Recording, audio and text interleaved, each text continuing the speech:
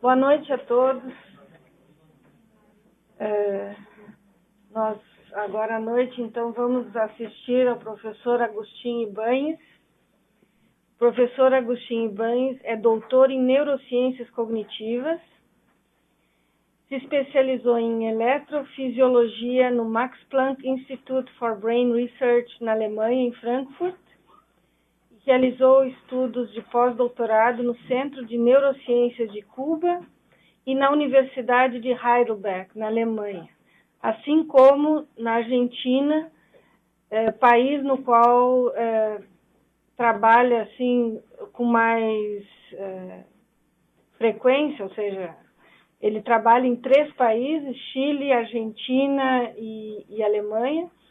Mas na Argentina ele é pesquisador do Instituto de Neurologia Cognitiva e tem um laboratório intitulado Psicologia Experimental e Neurociências.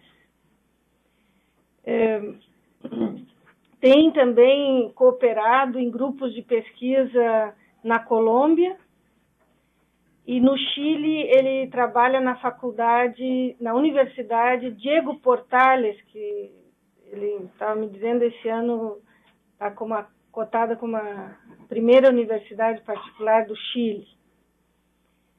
Enfim, além disso, ele é parecerista de várias revistas internacionais da área de neurociências, participa de pesquisa na Alemanha, em Heidelberg e Frankfurt, durante 2 meses ao ano. E além de ter organizado múltiplos encontros internacionais, ele também soma às suas produções 70 trabalhos científicos desde 2006 e mais de 60 artigos internacionais nos últimos 5 anos. Então, o professor Ibáñez hoje vai nos falar sobre neurociência social y psiquiatría. Agradeço muchísimo a tu presencia y bueno, muchas gracias, Sofía. Para mí es un gusto, una alegría estar acá. So, do you prefer that I speak in English or Spanish? I'm sorry, I cannot do it in Portuguese. En español, perfecto. Mejor para mí también. La presentación está en inglés, pero bueno, se las voy a hacer en español. La verdad es que, aunque colaboro con algunos grupos de Brasil, particularmente con el doctor Flavio Kapczynski, nunca había estado aquí por motivos de investigación y es un gusto para mí. Y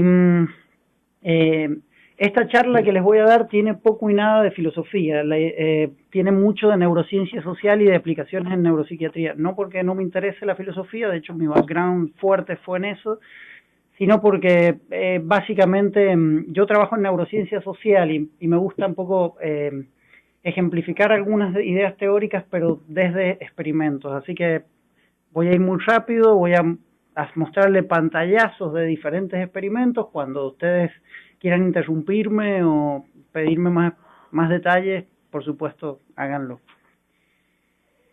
Bueno, básicamente primero les voy a hablar un poquito de neurociencia social y por qué es importante para la neuropsiquiatría.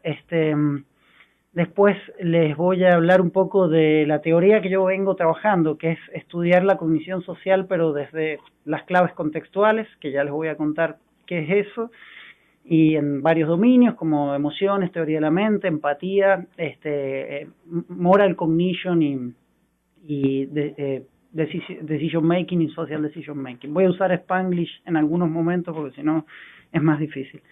Luego les voy a hablar de un modelo de redes neuronales que estamos trabajando hace algunos años para tratar de entender los fenómenos sociales y su aplicación en distintos cuadros psiquiátricos, neurológicos y neurodegenerativos.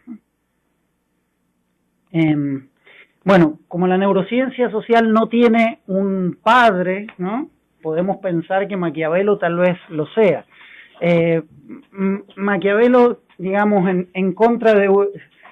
probablemente de una tradición del Círculo de Viena o logicista, estaba muy interesado en la retórica, ¿no? Y en cómo las decisiones que deben tomarse dependen de los contextos sociales, de los poderes de interacción social que vienen en juego, ¿no? Básicamente, él fue una de las personas que puso más énfasis en cómo una situación social define lo que debe decidirse, lo que no debe hacerse, lo que debe decirse o lo que no debe decirse, ¿no? Y de alguna manera esta idea como contextualizada o situada de los procesos cognitivos a través de la interacción social es algo que los neurocientistas, siguiendo una tradición computacionalista clásica, descuidaron por mucho tiempo, ¿no? Las primeras ideas no vienen de las neurociencias, vienen de la primatología, de la etología y de la behavioral ecology, ¿no? Básicamente fueron los primatólogos los que se dieron cuenta que lo que marcaba la diferencia entre los primates superiores es la capacidad de engaño, la capacidad de manipular las intenciones de los otros, ¿no? Y ciertos primates tienen ciertas capacidades de engaño, ¿no? Me voy a saltear un poquito. Dunbar fue un investigador que de alguna forma empezó a pensar esta idea de que el cerebro es un órgano social primariamente, ¿no? Y lo hizo de una forma muy burda, muy simple, ¿no? Él dijo, en realidad, mientras más grande es el grupo social de la especie, mayor es el tamaño de su corteza cerebral o su neocorteza, ¿no? Y hay una correlación que no es tan linda como se ve ahí, es mucho más mala, digamos, pero hay una cierta correlación, ¿no? Pero esta correlación, perdón, es parcial. Si ustedes piensan en los lemures, por ejemplo, los lemures son bichos muy sociales, ¿no? Tienen mucho grupo, pero su cerebro es muy pequeño, sobre todo su neocorteza, ¿no? No tiene la especialización que tienen, por ejemplo, los monos. Entonces, básicamente, la idea no es esta idea tan simple, ¿no? Me voy a parar porque si no nos vamos a dormir todos.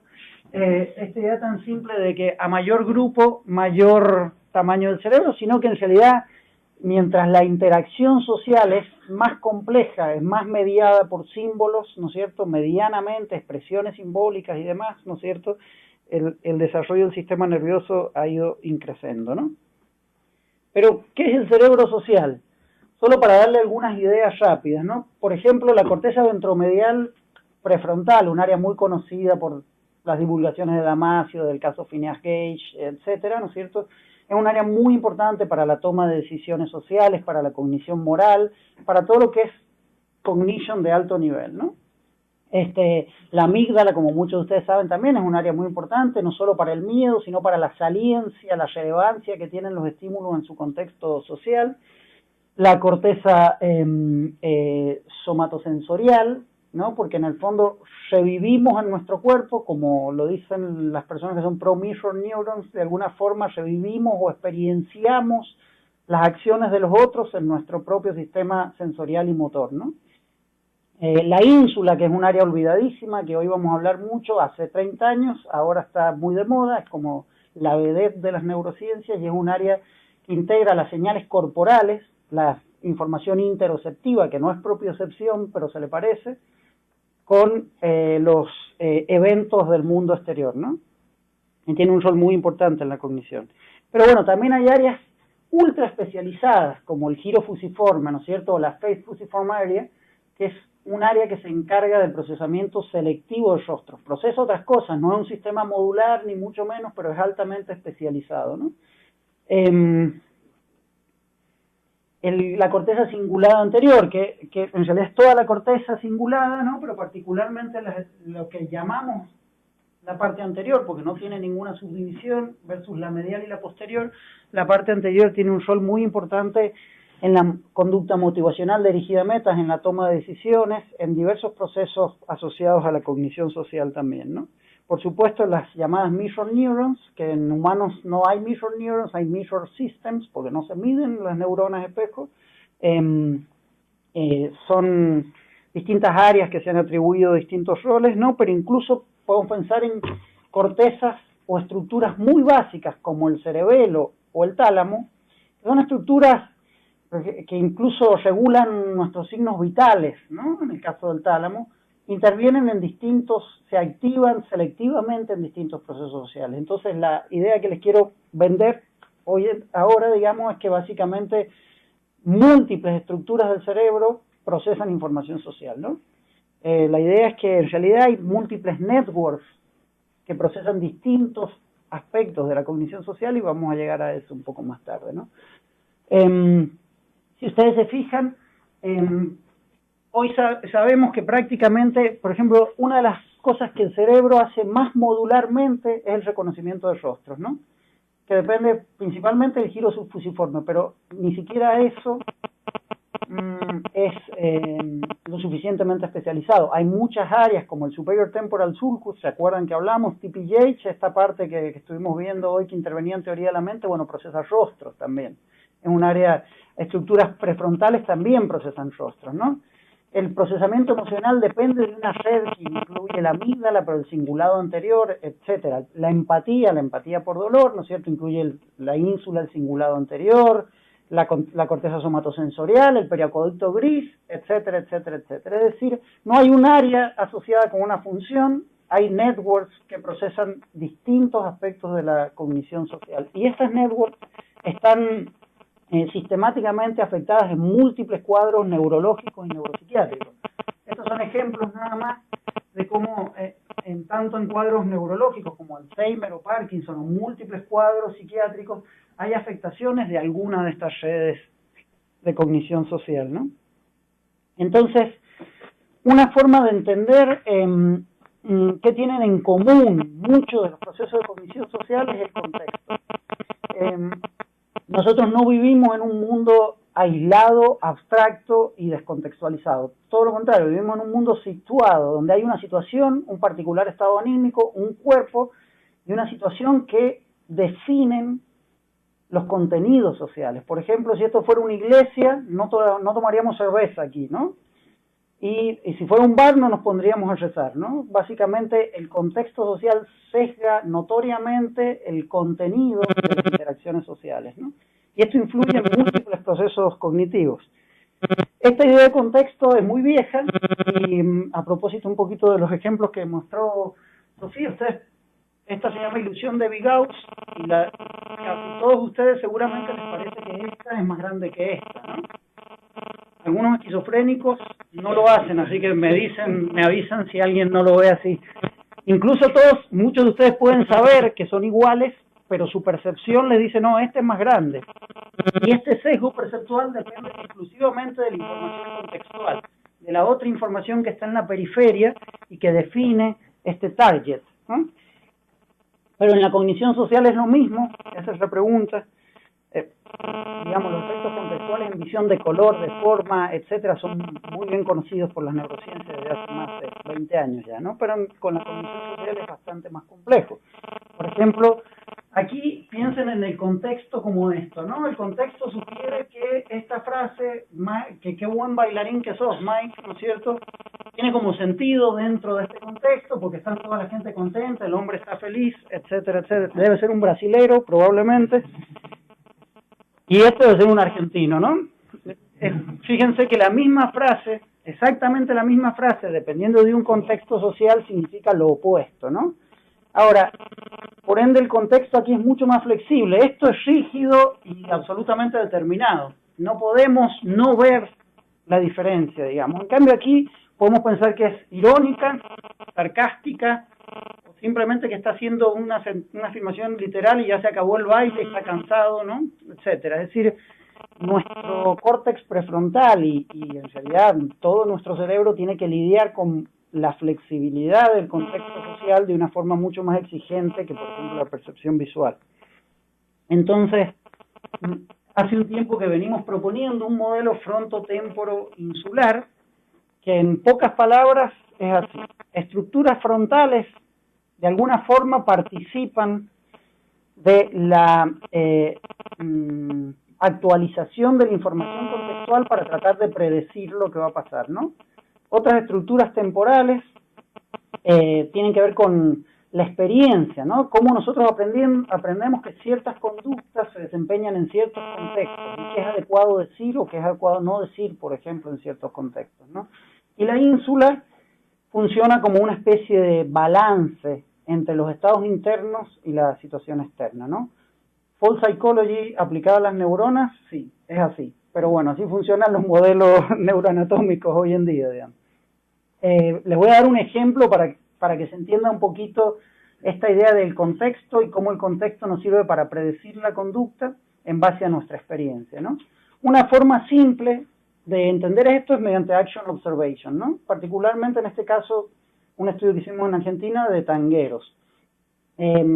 Pusimos a expertos, principiantes y novatos, ¿no? A observar secuencias de tango que tenían algún error. Esas secuencias duran 5 segundos y se le pregunta al participante que trate de detectar si hay algún error, ¿no? Y entonces ahora ustedes van a participar y si prestan atención a los pies del bailarín, ¿me pueden decir si hay un error o no? ¿Qué piensan? Parece que sí, ¿no? Y sí, bueno, ¿cuántos de ustedes bailan tango? Pocos. Bueno, sin ser bailarines de tango, ¿no? Pueden más o menos identificar un error grueso. Fíjense, por ejemplo, este otro ejemplo. Díganme si ven algún error. No, ¿no? Bueno, hay un error, pero solamente si uno es un tanguero experto lo va a detectar. La mujer no puede levantar el pie en el paso final, ¿no? Cuando hace el cierre. ¿No? Y bueno, entonces les presentábamos 180 videos repetidos 2 veces, ¿no es cierto?, de estos tipos de secuencias donde habían incongruencias femeninas o masculinas, gruesas o sutiles, ¿no? La idea es cómo tratamos de predecir si hay un error o no en base a nuestra experiencia, ¿no? Habían expertos, principiantes y novatos, ¿no? Nada, lo primero que encontramos, por supuesto, los movimientos oculares no predicen nada, pero encontramos que la actividad cerebral evocada, un componente que se llama N400, que es un componente asociado a incongruencia semántica, ¿no es cierto? Solo en expertos, digamos, si uno dice, por ejemplo, Juan es un vaso, ¿no? Es una incongruencia semántica, genera una negatividad del N400, ¿no? Versus Juan es una persona, no genera negatividad, este componente, ¿no? Lo mismo pasa con las imágenes. Cuando hay un error, una incongruencia, en expertos estos son procesados de forma semántica según el grado de incongruencia, ¿no? Cosa que no sucede ni en principiantes ni en novatos. Pero incluso antes de que se cierre el error, los expertos ya 400 milisegundos antes detectan los errores, ¿no? Solo los expertos, en base probablemente a la información kinemática, ¿no? Y eso depende de estructuras frontales y su conexión con estructuras de procesamiento visual. Es decir, de nuevo, la corteza frontal estaría anticipando estas claves contextuales, lo que va a suceder, y el procesamiento del N400 tiene que ver con estructuras semánticas, el anterior temporal lobe, el superior temporal sulcus, y también estructuras motoras, ¿no? Básicamente porque cuando uno observa la acción motora de otro, se suena nuestra corteza motora, ¿no? Bueno, encontramos que incluso la actividad anticipatoria de la corteza frontal predice bastante bien la actividad evocada cerebral y el nivel de experticia, ¿no? Este es solo un ejemplo para más o menos explicar el modelo, cómo estructuras frontales participan en la predicción temporal del significado que está ocurriendo, ¿no? Y estructuras temporales, de regiones temporales cerebrales, ¿no es cierto?, indexan la asociación de ese evento con ese contexto a lo largo de la experiencia, ¿no? Después vamos a ver un poquito el rol de la ínsula. Les quiero mostrar otro video.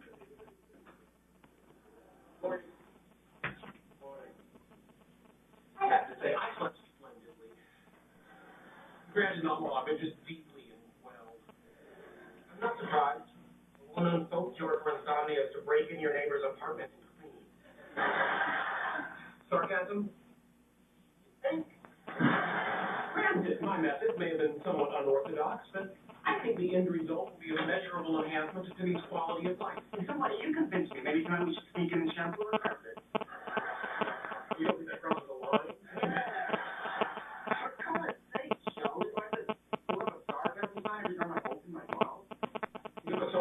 sign? No, I do not have sarcasm. You want some cereal? I feel so good today, I'm going to choose from the low-fiber end of the shelf. Hello, Honey Puffs. Kind of.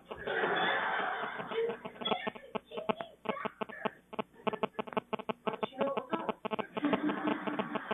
I may have left a suggested organizational schematic for a bedroom closet. This is going to be bad. Goodbye, Honey Puffs. Hello, Big Brand.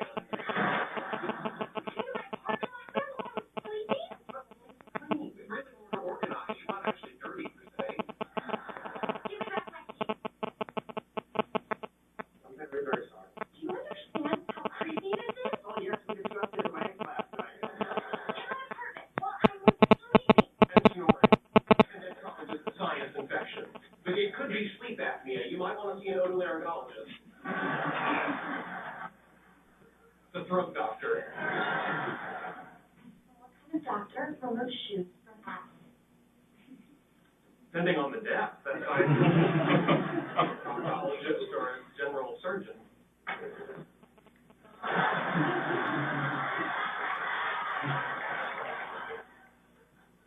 Oh. Bueno, este es un ejemplo que en el lenguaje de la vida cotidiana se queda muy marcado como el sarcasmo depende de claves contextuales implícitas, ¿no? O sea, esta es una persona que tiene síndrome de Asperger y por eso necesita un letrero de sarcasmo para entender un sarcasmo. Nosotros, por sentido común, en base a las claves contextuales, una mirada, una guiñada de ojo, un labio que se tuerce, ¿no es cierto?, una frase que significa lo opuesto de lo que se quiere decir, ¿no es cierto?, podemos inferir un significado implícito que depende de ese contexto, ¿no? La cognición social es altamente dependiente del contexto y la idea es aprovechar esto en neuropsiquiatría, ¿no? Les voy a mostrar algunas ideas un poco de eso, ¿no? ¿Qué emoción ven ustedes ahí?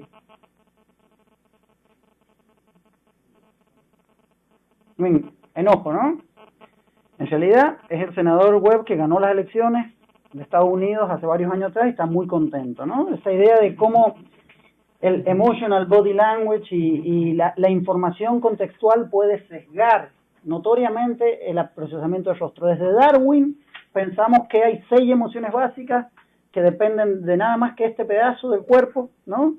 Y que hay un área cerebral específica para cada, ¿no? Que la amígdala para el miedo, la ínsula para el asco, ¿no?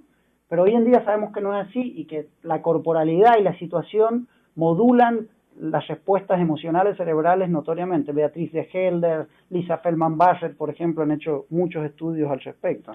Nosotros hicimos un estudio muy simple. En Chile hay indígenas, los mapuches, ¿no? Y hay mucho sesgo racial entre mapuches y no mapuches, ¿no? ¿Se entiende? Claro.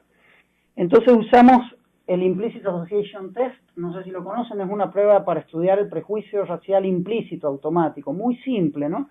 Se le pide que clasifiquen rostros in-group o out-group, a la izquierda o a la derecha, ¿no? Y palabras negativas o positivas a la izquierda y a la derecha. Y esto se contrabalancea. Entonces, cuando clasificamos rostros del out-group con palabras negativas a un lado y rostros del in-group con palabras positivas al otro lado, somos más rápidos. Se hace mucho más fácil.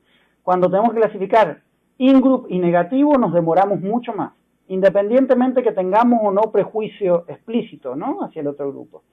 Nosotros hicimos esta prueba, pero midiendo la actividad cerebral, y encontramos que el N170 de N470 es un componente que tiene sus fuentes en el giro fusiforme que indexa procesamiento de rostros. A los 120 milisegundos ya detecta la raza del rostro y detecta la valencia positiva o negativa asociada. Es decir, hay un efecto contextual rápido, totalmente automático, independiente de la conciencia, 100% independiente de la conciencia, ¿no? Este paradigma luego lo modificamos para hacer integración contextual de emoción facial versus semántica, ¿no? Y lo usamos en múltiples cuadros neuropsiquiátricos y mostramos que en la esquizofrenia, en las familiares de primer grado de los esquizofrénicos, en déficit atencional y en el trastorno bipolar, en todos ellos está afectada la integración temprana, contextual implícita entre valencia semántica y facial, ¿no? Incluso mostramos que esa información predice bastante bien un perfil neuropsicológico de los pacientes, que incluye inteligencia fluida, funciones ejecutivas, velocidad de procesamiento y theory of mind, ¿no? En múltiples cuadros. Hemos mostrado con registros intracraneales en humanos que esta integración depende de estructuras frontotemporales, corteza orbitofrontal, amígdala y córtex fusiforme, ¿no? Y básicamente voy a mostrarles algunos paradigmas simples, cómo uno puede modular experimentalmente claves contextuales en el reconocimiento emocional y obtener medidas muy sensibles para encontrar déficits sutiles en cuadros neuropsiquiátricos, ¿no? Pero veamos en cognición social.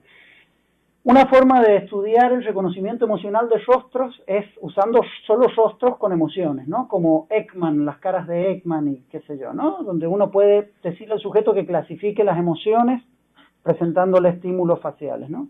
Pero hay otras formas un poco más ecológicas, si se quiere, ¿no? Hay situaciones como estas, no les voy a mostrar todo, solo un poquito, donde una persona a través de la gestualidad, la prosodia y la situación transmite una emoción, ¿no?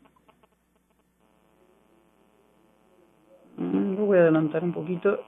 Entonces se le presentan estas situaciones donde dependen de distintas situaciones de interacción, a veces individual y a veces social. Ahora no estoy encontrando ninguna social, pero las hay, créanme, ¿no? Y con estas pruebas, las personas típicas normalmente reconocen mucho mejor las emociones cuando hay claves contextuales que cuando solo tienen que reconocer el rostro, ¿no? Pero los pacientes con esquizofrenia, con Asperger o con trastorno bipolar, al revés, les cuesta mucho más inferir los estados emocionales a partir de estas claves contextuales o paralingüísticas, etcétera, ¿no? Incluso en el síndrome de Asperger hemos mostrado que cuando uno usa reglas abstractas, ¿no? Y bien definidas, pueden desempeñarse bien en tareas de cognición social. Cuando se usan reglas implícitas, ¿no? O no, que no son generalizables, les va mucho más mal. No tienen sentido común, para decirlo de una forma sencilla, ¿no? Hemos mostrado que estos mismos déficits también están presentes en la esquizofrenia, en el trastorno bipolar, en el speech, en la esquizofrenia, ¿no es cierto? Y también en pruebas de toma de decisiones como estas, que modulan las claves contextuales, los sujetos con trastorno bipolar y déficit atencional fallan y se encuentran correlatos de afectación frontotemporal mucho más sensibles que las pruebas clásicas de toma de decisiones.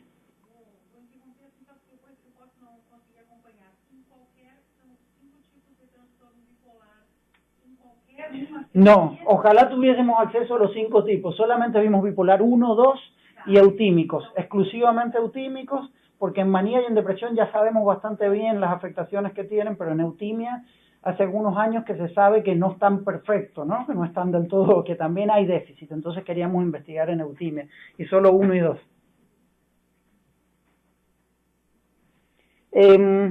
Otra área de estudio es la empatía, ¿no? La empatía por dolor. Hubo una charla, ¿cómo se llama el investigador que presentó sobre neuronas espejos, sobre mirror neurons? Adolfo, ¿no? Les habló un poquito de empatía y de empatía por dolor. Les mostró estas imágenes que cuando uno ve, por ejemplo, un cuchillo entrando en la mano, nos duele a nuestro propio cuerpo, ¿no? Nos duele a nosotros, hacemos esto. Bueno, lo que pasa realmente es que se activa la llamada Pain Matrix. La Pain Matrix son áreas del cerebro que incluyen áreas de dolor, centros nociceptivos del dolor como la ínsula, centros de la propia actividad sensoriomotriz, como son las cortezas somatosensoriales, el periacueducto gris y el cingulado anterior, ¿no? Entonces, usando un tipo de pruebas donde se muestran imágenes de dolor intencional o accidental, ¿no? Luego le preguntamos si entiende o no entienden, son pacientes, ¿no? Primero si entienden o no entienden, luego si ¿Fue malo la intención de dañar o no fue mala, ¿no es cierto? Luego, el empathic concern, cómo se sienten por la víctima, ¿no? Etcétera. Cuando la acción es intencional, ¿no es cierto? Uno tiene más empathic concern por la víctima, ¿no es cierto? Le quiere castigar más, le da más punishment al agresor, ¿no es cierto? Que cuando es accidental o cuando es neutral, cuando no hay intención de dañar, ¿no? Entonces, este es un ejemplo de accidental, donde sin querer le pega, ¿no?, al otro, etcétera. Y se le pregunta lo mismo. Con este tipo de pruebas, esta es una versión diferente. Se le muestran acciones intencionales hacia personas de dañar, acciones accidentales de dañar, intenciones de agredir, pero objetos, no personas, y agresiones accidentales hacia objetos, ¿no? O sea, intención, no intención, personas, objetos, ¿no? Y estudiamos niños con deprivación social, niños que han estado en instituciones y que no han tenido una estimulación psicoafectiva durante su desarrollo, ¿no? Estos niños, sabemos por estudios de neurodesarrollo que se afectan las estructuras asociadas a la empatía, ¿no? Como el cingulado anterior, la ínsula y la corteza prefrontal ventromedial, ¿no? Entonces lo que encontramos es que en controles sanos la respuesta cortical es mucho más grande ante la intención de dañar personas cuando es con intención de dañar a una persona, con respecto a todas las otras condiciones. Eso está atenuado en estos chicos, no tienen esta modulación y encontramos estructuras, la ínsula, la corteza prefrontal y la corteza ventromedial prefrontal se activan mucho más en controles frente a esta situación de intencionalidad de agresión hacia personas que en chicos con institucionalización, ¿no? Entonces, ¿cuál es la idea de esto? Que uno puede usar paradigmas que de alguna forma estamos en setting de experimento, no podemos usar un setting ecológico natural como es en la vida cotidiana porque no sabemos qué medir si hacemos eso, ¿no? Pero podemos usar paradigmas que se aproximen a lo que ocurre en la vida cotidiana y eso parece tener bastante más sensibilidad en neuropsiquiatría que los paradigmas clásicos. Ahora me voy a acercar a esta idea del Social Context Network Model para un poco contarles la propuesta teórica que venimos trabajando. En distintos diseños experimentales de Social Cognition, como por ejemplo Social Decision Making, Moral Cognition, lenguaje figurativo, sarcasmo, ironía, etcétera, teoría de la mente, empatía, emoción o reconocimiento emocional, cuando uno manipula claves contextuales, cuando uno usa información de background o de la situación para sesgar la interpretación para un lado o para el otro, siempre encuentra activación de redes fronto-temporo-insulares. Esto es bastante sistemático, ¿no? Y entonces básicamente lo que estamos proponiendo es esta idea de que, de nuevo, ¿no?, las estructuras frontales tratan de indexar, ¿no?, en base a la experiencia que tiene que ver con activación de estructuras temporales, qué está ocurriendo allá afuera y cuán relevante es para mí la ínsula. Parece jugar un rol importante eso, ¿no? Cuán relevante para mis estados internos es lo que está jugando, lo que está ocurriendo allá afuera, ¿no? ¿De dónde viene esta evidencia? Bueno, estudios en monos, macacos, Watanabe, John Duncan y muchos grupos en varios lados han mostrado que las cortezas, muchas neuronas prefrontales descargan no tanto a un target, a un objetivo, sino a cómo cambia el contexto, ¿no? Según cómo cambia la manipulación contextual, estas neuronas son sensibles al cambio, ¿no? Hay modelos matemáticos que se llaman forward models que han mostrado cómo las cortezas frontales modulan la actividad perceptual en base a la información contextual, ¿no? Y bueno, hay un área del cerebro que es el área BHN, el área 10 de Brodmann, que es un área muy importante para lo que se llama prospective memory, para en el fondo anticipar eventos futuros en base a lo que sabemos, al pasado, ¿no? Y un ejemplo muy simple son los pacientes con lesiones frontales. Yo no sé si hay algún clínico entre ustedes, pero los pacientes frontales, la demencia frontotemporal o las lesiones frontales, ¿no?, son pacientes que se pueden desempeñar muy bien en tareas neuropsicológicas clásicas o en tareas abstractas les va bien, pero se desubican, no tienen, ¿cómo se dice? Tino social, no tienen tino social, ¿no? Este es un ejemplo de cómo digamos, estructuras frontales son muy importantes o muy sensibles para la correcta discriminación de claves contextuales, ¿no? Este es un trabajo que hace poco mostramos cómo las claves contextuales dependen de la integración frontotemporal en registros intracraneales en humanos que hicimos hace poco, ¿no? Por el lado de esta idea de que hay un aprendizaje entre un target y un contexto, ¿no? Esta idea de que aprendemos a tomar cerveza en el bar y a rezar en la iglesia, digamos, este tipo de aprendizaje parece depender de procesos asociativos básicos, donde el hipocampo, la corteza paripocampal, el córtex retroespinal, ¿no es cierto?, son estructuras que indexan la asociación entre target y context, ¿no? Y recientemente se han descrito pacientes con lesiones temporales o un tipo de enfermedad neurogenerativa como la afasia primaria progresiva o la demencia semántica, tienen déficit en social cognition cuando tienen que integrar información del contexto, ¿no? Y finalmente la ínsula, que es como una especie de balance o de marcador corporal. Hay mucha evidencia y les voy a mostrar ahora varios estudios, entonces me salteo esto, ¿no? Esta es la ínsula, está escondida, está justo en la parte frontal debajo de Broca, del opérculo frontal, el par triangularis y opercularis, digamos, y se extiende hacia atrás. Y es como una especie de corteza de los basal ganglia, ¿no?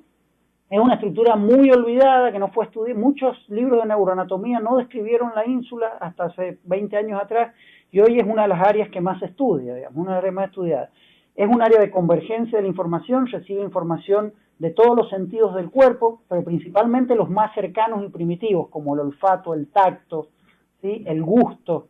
Es muy sensible a eso, ¿no? Pero también integra información de los estímulos más externos, alejados. Entonces parece integrar la información más corporal con la información externa, ¿no?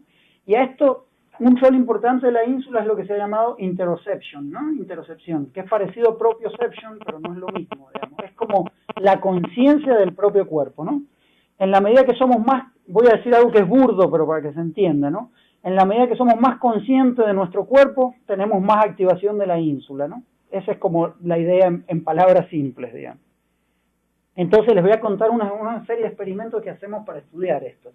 Le pedimos a las personas algo muy simple, que sigan los latidos de su corazón, con una respuesta motora, ¿no? Si ustedes lo tuvieran que hacer ahora, pueden tratar de hacerlo, tratar de imaginar, hacer silencio, concentrarse en esta parte del cuerpo y tratar de,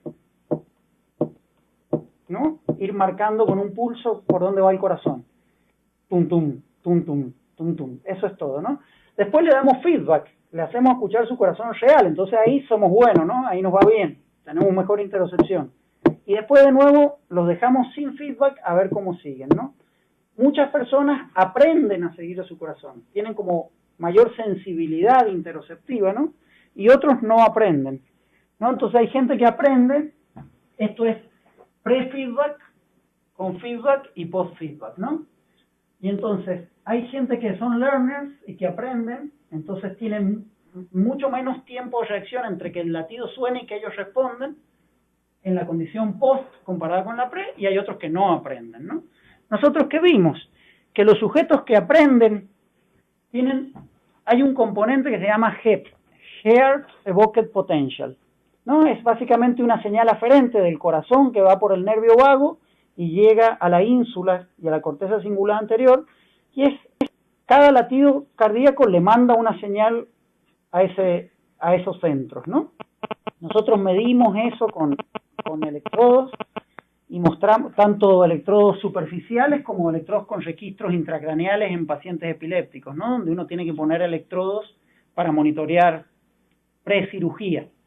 Y encontramos que básicamente la ínsula se modulaba mucho más y la actividad del HEP se modulaba mucho más en los que aprendían versus los que no aprendían, ¿no? Sugiriendo que hay una estructura directa que conecta la interocepción cardíaca con la ínsula, ¿no? Hicimos estudios de fuente para mostrar que quedaba en la ínsula y encontramos que básicamente la conciencia de ese latido cardíaco dependía de la ínsula, pero de una red frontotemporal más extendida, ¿no? Entonces, con ese paradigma hemos estudiado varias cosas. Por ejemplo, los pacientes con depersonalización. Son los pacientes muy raros de origen la mayoría de las veces psiquiátricos, pero a veces con algunas enfermedades neurodegenerativas, ¿no? Que sienten que su cuerpo está muerto, o que sienten out of body experiences, o que sienten que su mano derecha es su mano izquierda, o que esta mano no es mi mano, etcétera, ¿no? Cosas muy raras. Y a la vez tiene un aplanamiento emocional, ¿no? Teníamos un paciente que estaba con su mujer, y delante de su mujer él nos decía, yo sé que ella es mi mujer, pero a mí no me interesa si ella vive o se muere, ¿no? Hay algunas personas sanas que también dirían eso, pero él tenía depersonalización, ¿no? La idea es que en la medida que le llegan mal sus señales corporales, autorregula sus emociones mal, ¿no? ¿Se entiende la idea? En la medida que yo no percibo bien mi cuerpo y los cambios en mi cuerpo, tampoco voy a percibir bien mis estados emocionales y tampoco voy a reconocer bien mis estados emocionales. Bueno, estos pacientes en esta prueba del Heartbeat Detection fallan sistemáticamente, ¿no? Tanto en el pre como en el post. No siguen bien su corazón, ¿no? Tienen un pésimo seguimiento de su corazón. Y usando resonancia magnética funcional, metíamos a estos sujetos al resonador. Ustedes saben todo lo que es la resonancia magnética funcional. Bueno, vamos a ver qué es lo que es mañana, ¿no? Pero en síntesis es una medida del cerebro que nos habla bien de la espacialidad, de dónde se generan las respuestas cerebrales frente a una tarea. No tanto de la temporalidad, no sabemos con cuánta precisión temporal, pero por ejemplo, yo sé que si veo un rostro se me prende la ínsula con la resonancia, ¿no? O que si tomo decisiones riesgosas se me prende el cingulado anterior, ¿no? Algo así. Entonces lo que hicimos es mirar no un área específica, sino múltiples redes cerebrales, y encontramos que cuando los sujetos se focalizan en su cuerpo tratando de seguir su corazón adentro del resonador, estos sujetos tienen una actividad extremadamente anómala en redes frontotemporoinsulares, que es justamente un poco la red que venimos estudiando, ¿no? Por supuesto fallan en tareas emocionales y demás. Así también con lesiones focales de la ínsula, hemos mostrado que la ínsula es un hub que integra información de cognición social y de interocepción, nuevamente reforzando esta idea que en la medida que se regula el cuerpo, también se desempeña mejor en tareas de cognición social, ¿no? Y hemos estudiado casos muy raros, como un participante que tenía dos corazones, ¿no? Un corazón real y un corazón que no tenía suficiente fuerza a su corazón, entonces se le pone un corazón periférico, que es una válvula que le da un somatosensory VAP, ¿no? Como pam, pam, que es muy distinto del ritmo cardíaco y no es, por ejemplo, nuestro corazón, si nos asustamos, se acelera, ¿no? Si nos tranquilizamos, se atenúa. Esta bomba es siempre el mismo ritmo, ¿no? No tiene regulación. Entonces, este sujeto, las señales cerebrales de su corazón estaban totalmente afectadas, no llegaban las aferencias cardíacas en estados interoceptivos como llegaban en controles, y no seguía su propio corazón, seguía a su corazón externo, ¿no? Y este sujeto con un nivel cognitivo perfecto, intacto, le iba muy mal reconociendo emociones negativas en tareas de empatía y en toma de decisiones, ¿no? Que son las tres áreas que se han asociado a interocepción, o que tienen, por ejemplo, cuando uno tiene que tomar decisiones riesgosas, ¿no? Uno siente algo en la panza, esta idea intuitiva, ¿no? De sentido común, de que las decisiones se toman con las vísceras, ¿no es cierto? Tiene mucho que ver con lo que dicen las neurociencias, digamos. La ínsula y el cingulado anterior, que son dos áreas que procesan los estados corporales, se activan selectivamente cuando tomamos decisiones bajo riesgo, ¿no? Esta es la idea.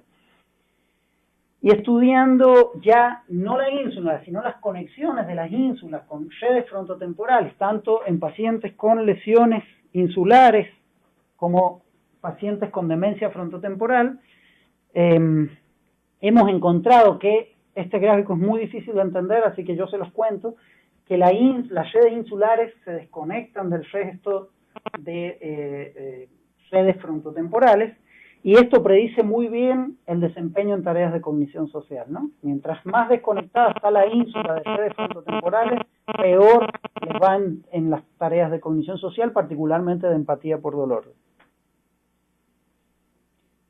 Estamos terminando un metaanálisis. ¿Ustedes saben lo que es un metaanálisis? Es como un estudio empírico de muchos estudios, ¿no?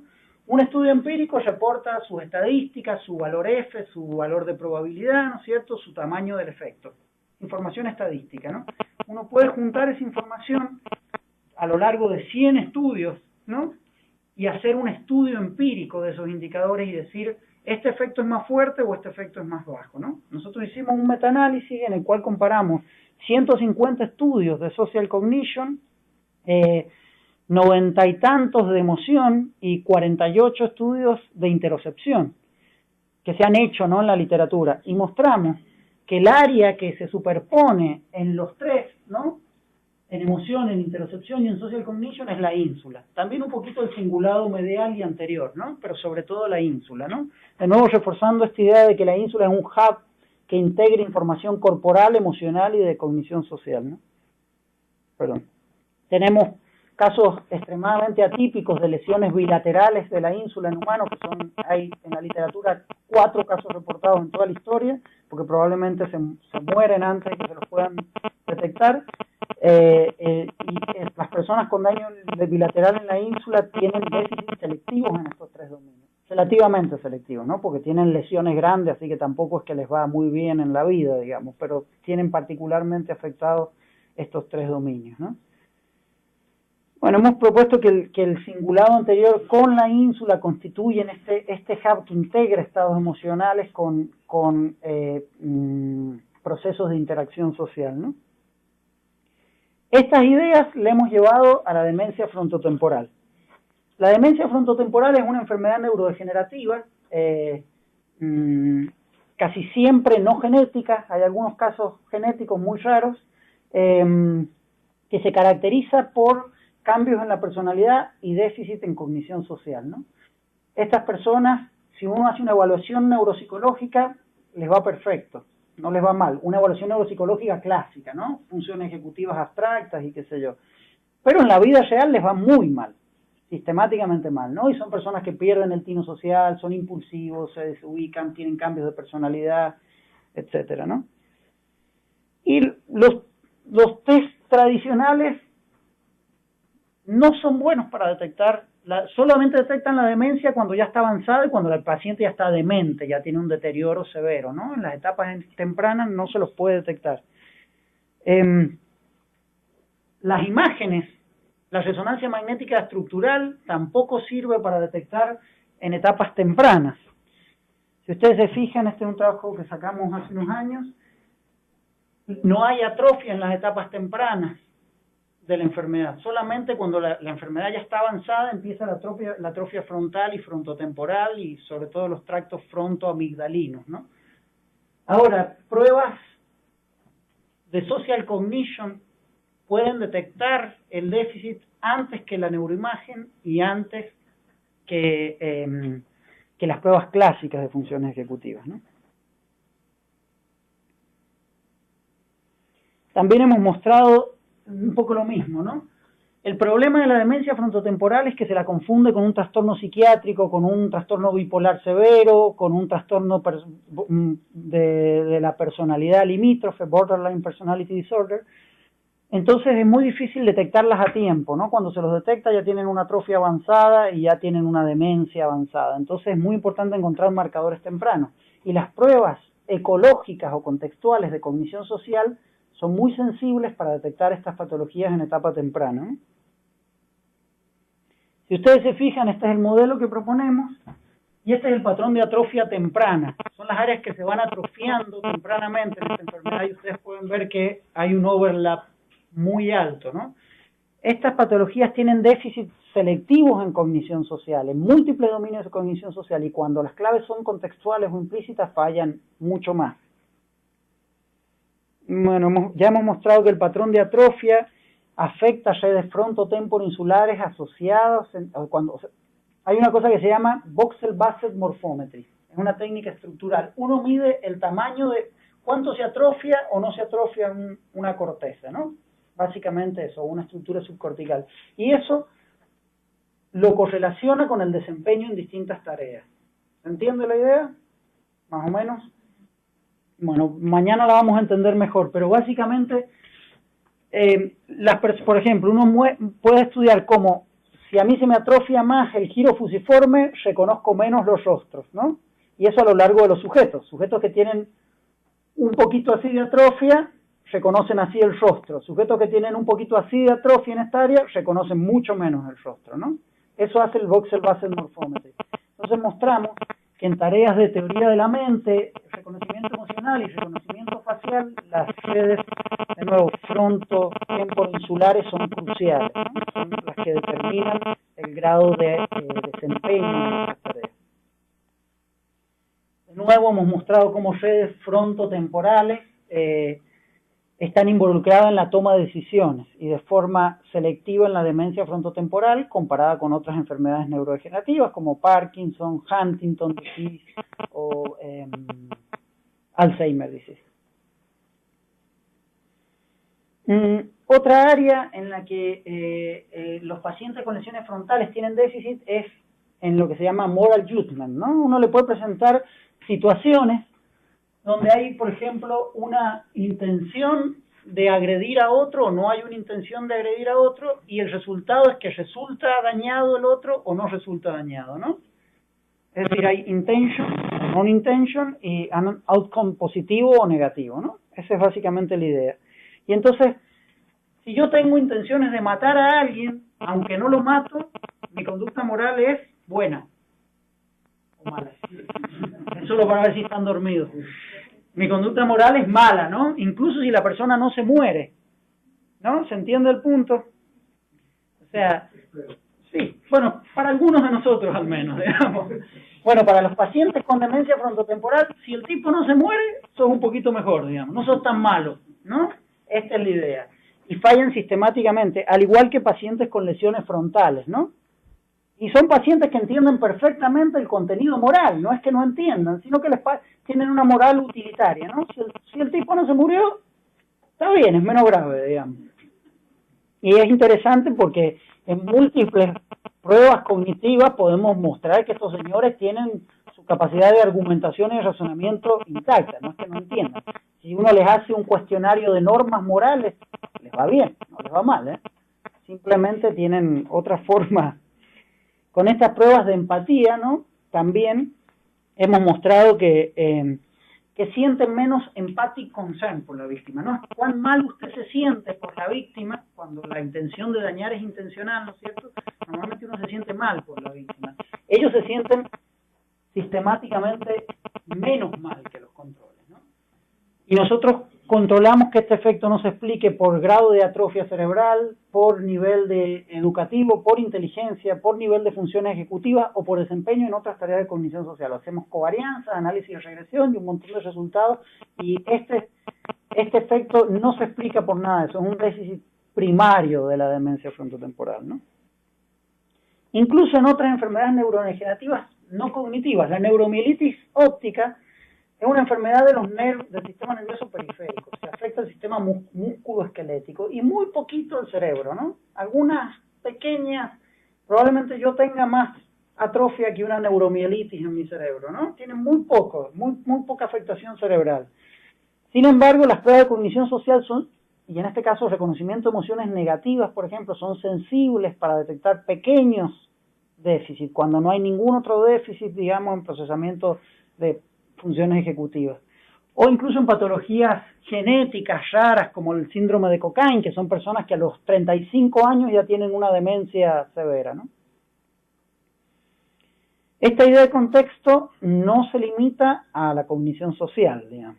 Una forma de entender el contexto es, ok, pensemos en el lenguaje, ¿no? Si esta idea del contexto es robusta, si yo estoy haciendo algo, esto que estoy haciendo va a influir en mi procesamiento semántico, ¿no? Esta es la idea de este ciclo entre acción y percepción, este acoplamiento entre acción. Lo que yo hago va a modificar lo que percibo, y lo que percibo va a modificar lo que yo hago, ¿no?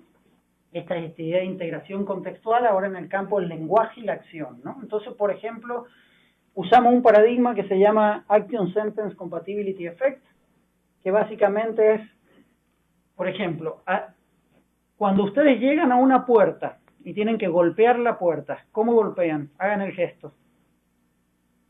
Bien, nadie golpea así, ¿no? Todos golpeamos así. Y ahora lávense los dientes.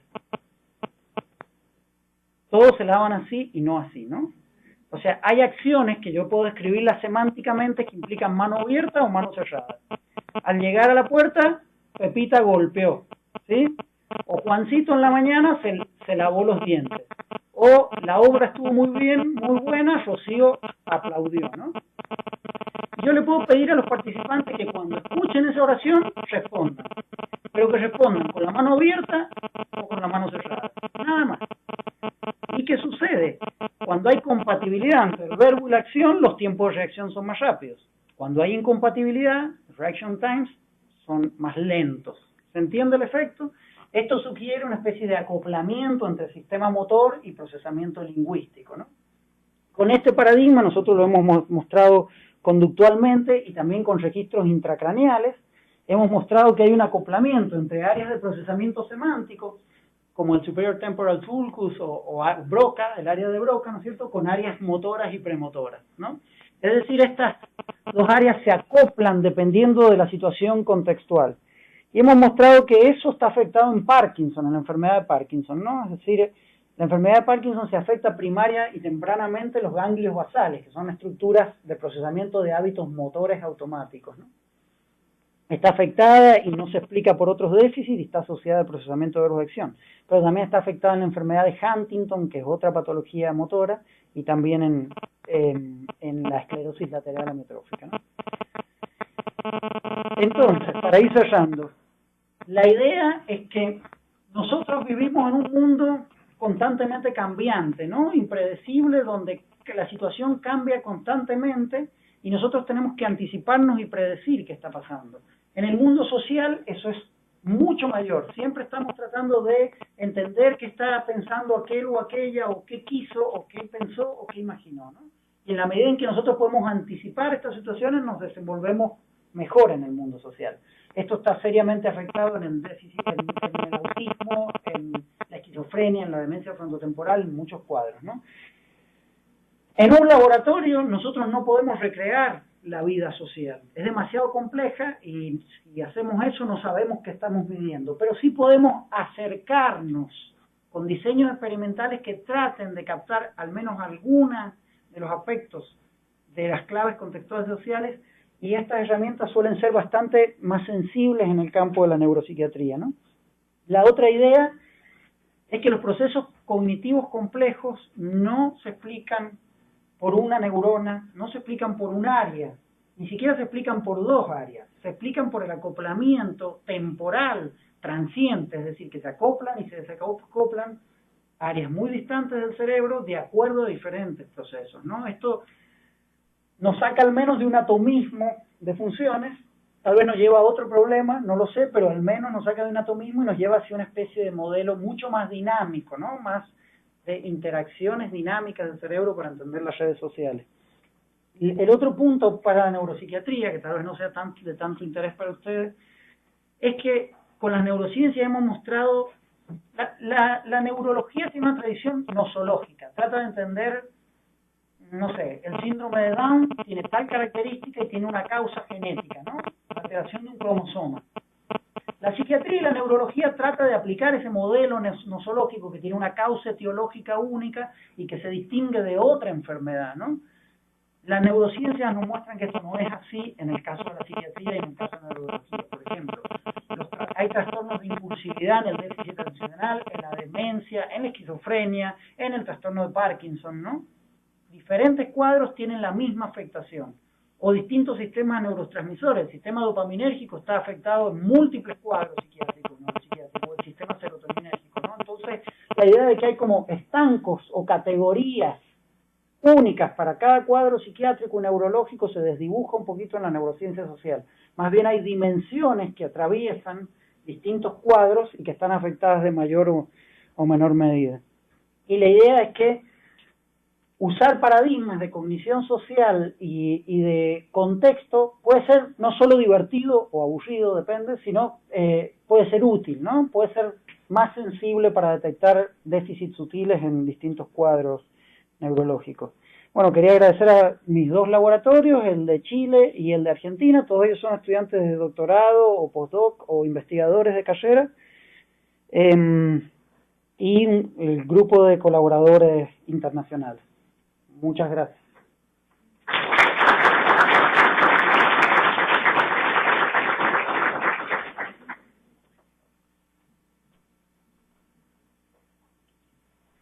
¿Preguntas?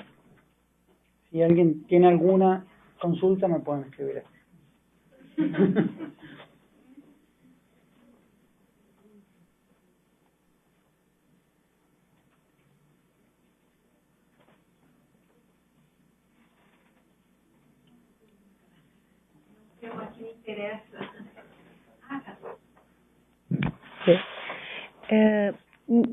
Nesse trabalho todo, nessa pesquisa toda, tem alguma dessas patologias que se pode dizer assim que a retirada social é maior ou demência em decorrência, vamos supor, de AVC, Alzheimer, Parkinson, não sei se vocês chegaram a detectar isso, se existe nessas patologias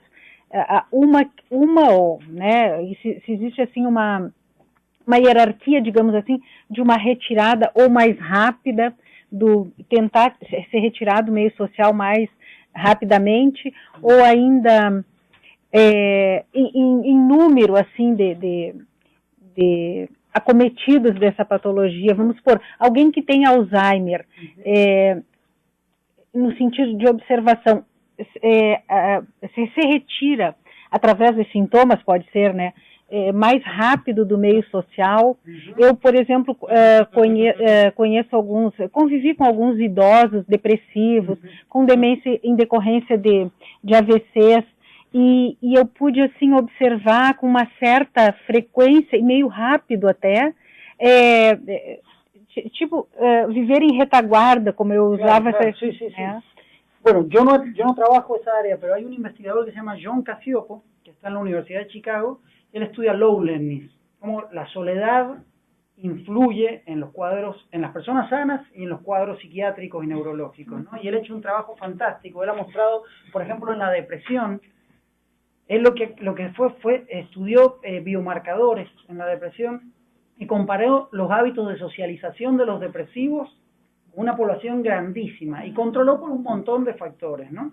Y lo que él encontró, que los sujetos que tendían a aislarse más empezaron a tener biomarcadores de toxicidad, reducción de la actividad serotoninérgica, ¿no?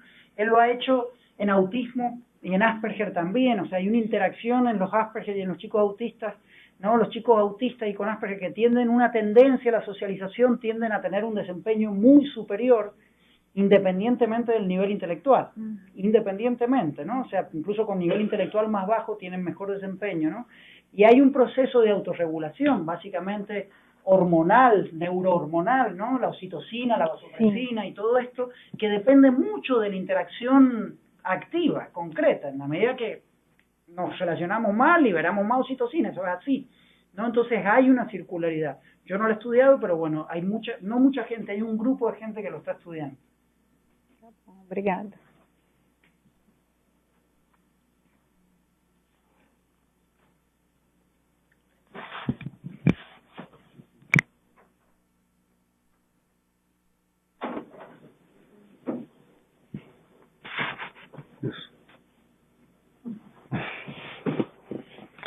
Bom, muito obrigado, Agostinho, pela exposição. A certa altura, a exposição tem a ver com contexto, mas a certa altura você fez uma conjunção entre a identificação facial e o contexto, e a conjunção disso com a identificação conceitual, por palavras que estaban conectadas con... y semántica, exactamente. Bueno, la pregunta es si en la estructura cerebral lo que se utiliza para entender el contexto de la imagen es la misma estructura para entender el contexto en la semántica, o si eso se está hecho o no. Claro. Sí, en nuestro paradigma, en el fondo, un rostro funciona para contexto de la palabra y una palabra funciona de contexto para el rostro, ¿no? En nuestro paradigma. Y eso, por tanto, y lo vemos a nivel de procesamiento cerebral rápido. Uno tiene distintas etapas de procesamiento, las más tempranas son más automáticas.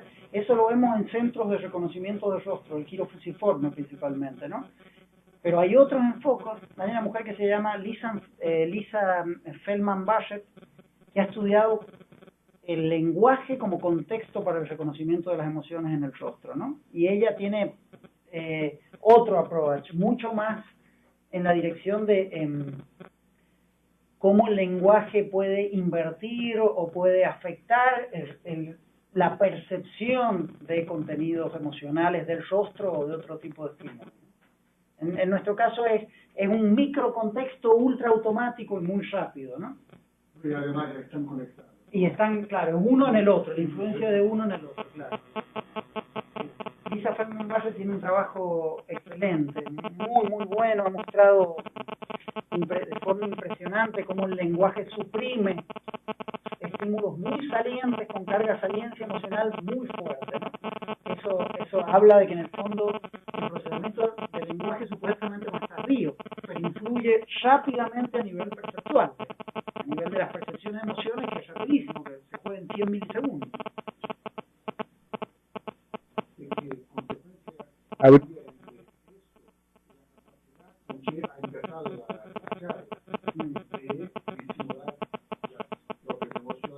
Claro. Eso no es algo que yo haya podido encontrar un diseño experimental que lo pueda hacer, pero yo pienso que es ultra relevante. O sea, la idea de el lenguaje figurativo es muy indicativo de eso, digamos. Uno puede usar la cara opuesta de lo que quiere significar, ¿no? No solo el lenguaje, la estructura semiótica de la situación, ¿no es cierto? Puede sesgar radicalmente lo que llamamos percepción, digamos, ¿no? Por eso, esta idea de que en realidad la percepción, pues, pensando en Russell, ¿no? O la sensorialidad, hoy en día las neurociencias saben que la sensorialidad es un proceso creativo, un proceso hiperactivo. No es que la retina impacta en el ojo y por eso vemos objetos, ¿no? Hay un millón de cosas que nosotros percibimos, que las percibimos constructivamente, ¿no? Entonces la sensación es un proceso creativo en el sentido que hay mucho sesgo de construcción y el lenguaje sesga eso notoriamente, ¿no? Pero yo no lo he podido estudiar, digamos, de forma directa. Sí. Imaginad que sería bueno, porque había una conexión inicial que no se verificó entre el tamaño de parte del cerebro y la capacidad de estar en sociedad. Exacto. Pero después aclaraste, no, lo que es importante es la interacción. Claro, exacto. Sí. Por ejemplo, el engaño táctico, la capacidad de usar deception, de engañar al otro, ¿no? Para engañar al otro, uno tiene que más o menos imaginar sus intenciones. Sí. Bueno, y que eso se multiplica muchísimo con el lenguaje. Claro, O sea, claro. que eso se podría mezclar con una teoría evolutiva de la capacidad cerebral. Imagínate que sí. Sin duda, o sea, claramente, y sobre todo si uno entiende el lenguaje como semiología, entonces puede incluir distintas especies, digamos, vas a tener una curva importantísima al respecto. O sea, estoy pensando no solo en los humanos, estoy pensando en los delfines, comparados Sí. con los elefantes, por ejemplo, ¿no? O los primates mismos. Probablemente, ¿no? No sé si alguien lo ha hecho.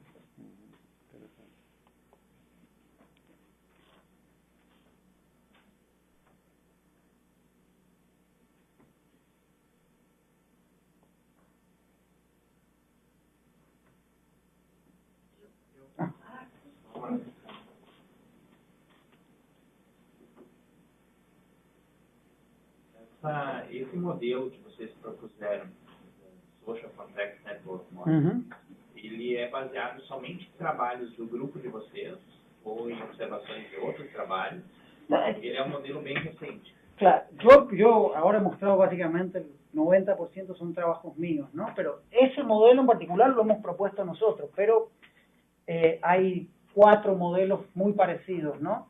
Uno es el llamado Saliency Network, de Seeley y muchos otros, que básicamente propone lo mismo, solamente que no incluye las estructuras temporales, se centra en las estructuras frontoinsulares, ¿no? Pero propone exactamente lo mismo. El modelo de Tania Singer para entender la empatía también digamos, propone lo mismo, que hay claves contextuales que predicen. Después, en el campo no social, ¿no? Están los modelos de Moshe Barde en Harvard, que han descrito muy bien en procesamiento visual redes frontotemporales sin la ínsula, pero redes frontotemporales que indexan los efectos contextuales del color, de la figura y fondo, de un montón de procesos de integración contextual, ¿no? Y de desambiguación por contexto, ¿no? Ahí los estímulos son más ambiguos cuando no tienen contexto. Cuando tienen contexto son más ambiguos. Ellos han hecho mucho trabajo en ello. Y luego están los llamados forward models, que son redes frontotemporo-parietales, que básicamente lo que hacen es como una continua anticipación de la percepción en base a la anticipación de claves contextuales por parte de áreas frontales, ¿no? Esos son los modelos hermanos o vecinos que tenemos. Sí.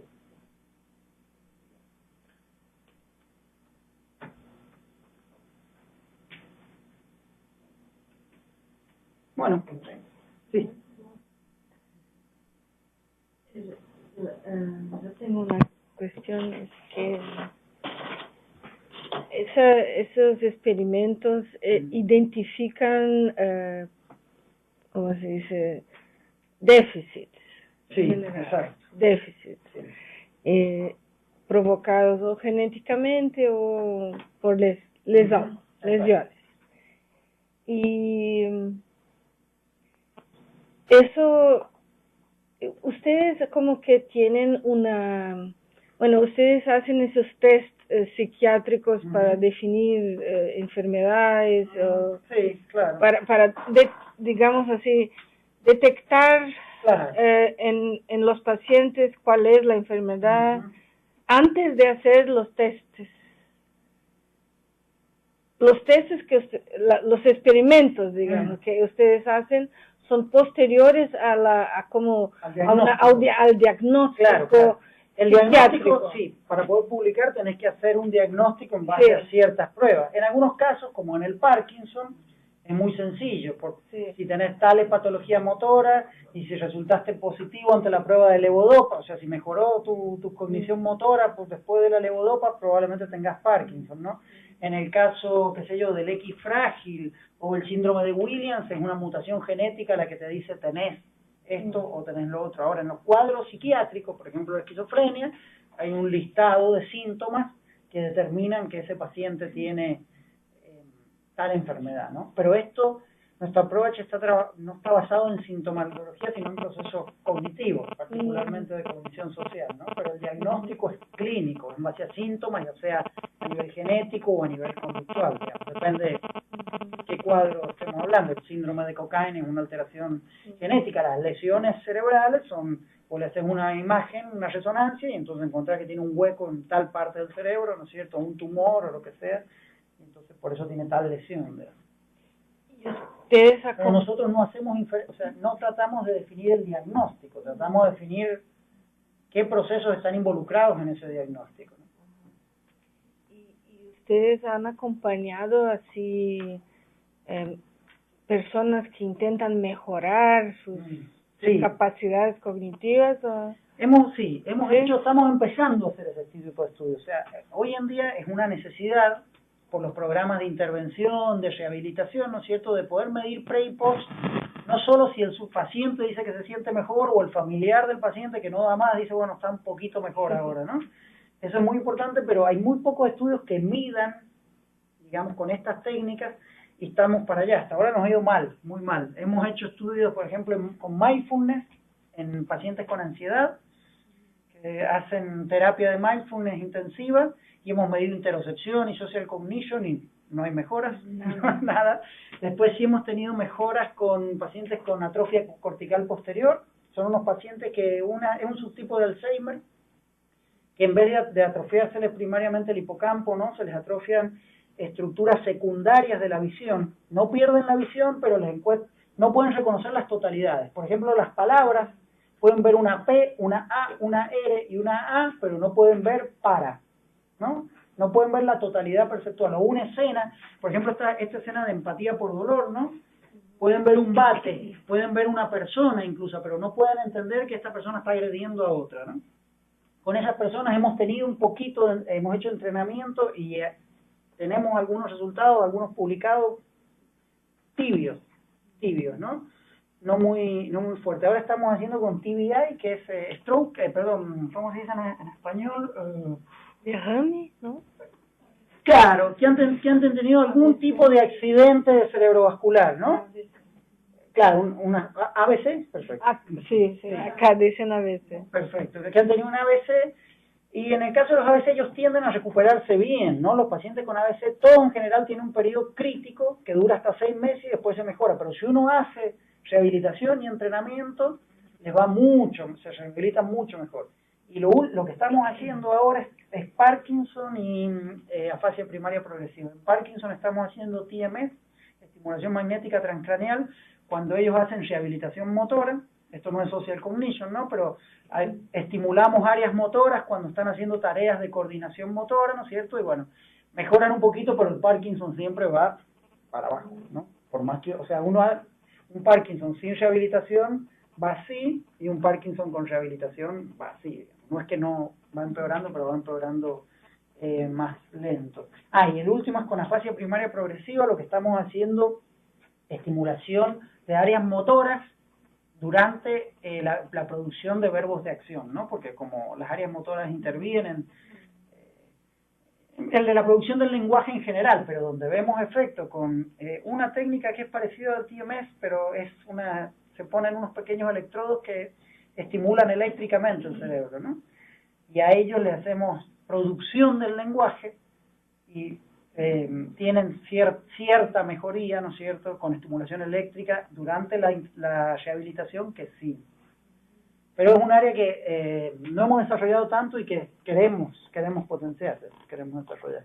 Pero es difícil porque muchos pacientes neurológicos tienden al deterioro.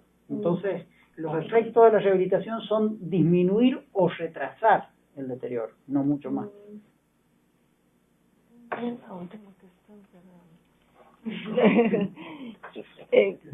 A partir de tu pregunta me surgió la cuestión que es si ustedes lograron identificar, por ejemplo, personas sanas de un punto de vista neurológico, pero que tenían síntomas semejantes, déficit cognitivos semejantes. Sí, totalmente. Hay un investigador muy bueno que se llama John Hodges, que trabajó en Cambridge 25 años y ahora está en Australia, ¿no? Y él estudia la demencia frontotemporal, ¿no?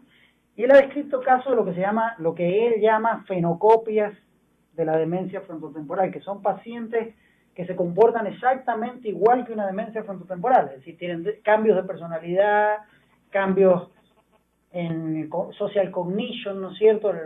Los familiares dicen, este no es el que era antes, dicen así, tal cual, como pasa en un DFT, ¿no? Una demencia frontotemporal.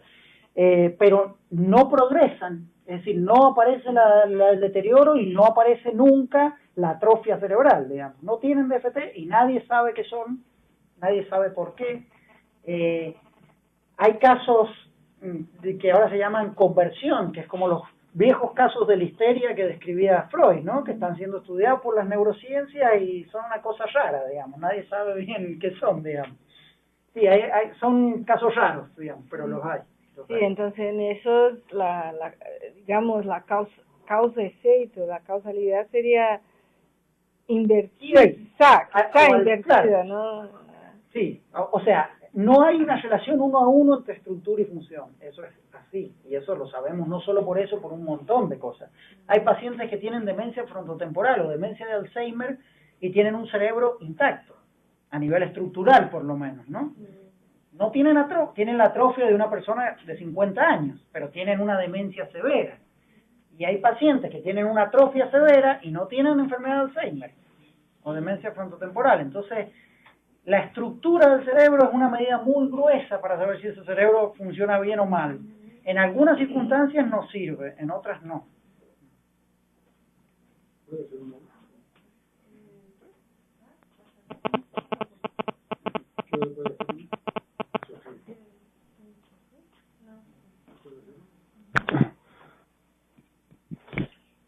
Solo estoy curioso con eso, porque la mayoría de los casos, la totalidad de los casos reportados son con pacientes. Sí. Bueno, eso se ve una deficiencia social, incluso el regalo final es que por medio de la identificación de la deficiencia cognitiva-social se puede identificar enfermedades antes que por una lesión, una imagen del cerebro. En algunos casos. Sí, sí. Claro. La pregunta es en términos penales, porque uno puede medicalizar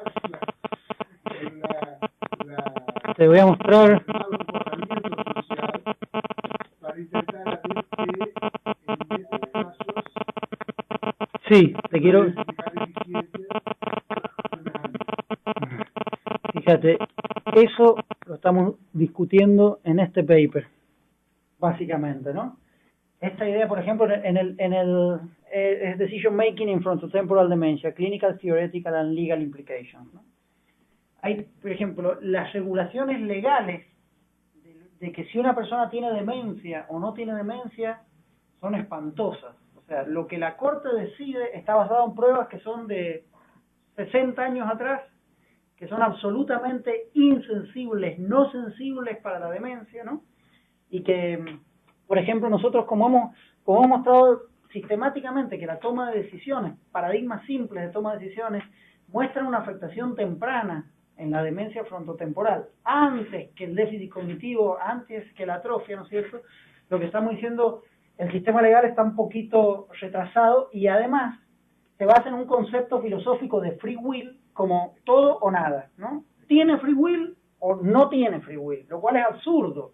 Ninguno de nosotros tiene o no tiene free will, digamos. Tiene free will en ciertas circunstancias, en otras circunstancias no tiene free will, ¿no? Y en la demencia frontotemporal, bueno, yo también pienso igual, pero al menos hay una forma operativa legal de definir el free will, ¿no? Y asumo un todo o nada, que en la demencia es absolutamente improbable. Los pacientes antes de demenciarse hacen esto, tienen un ciclo donde andan bien o mal o bien, mal o bien, ¿no? Mi papá tuvo demencia de Lewy body, y claro, había días que era un santo, que había por hacer un trofeo, y había otros días que era un hijo de, ¿no? Básicamente, y fluctuaba. Entonces, según el momento en el que haga la evaluación, el paciente va a tener free will o no va a tener free will, ¿no? Entonces, esto tiene implicancias éticas, ¿no? Sin duda, sin duda.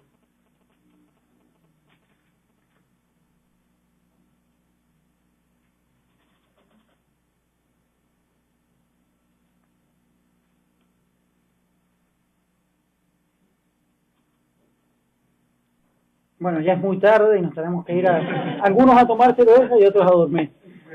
Muchas gracias.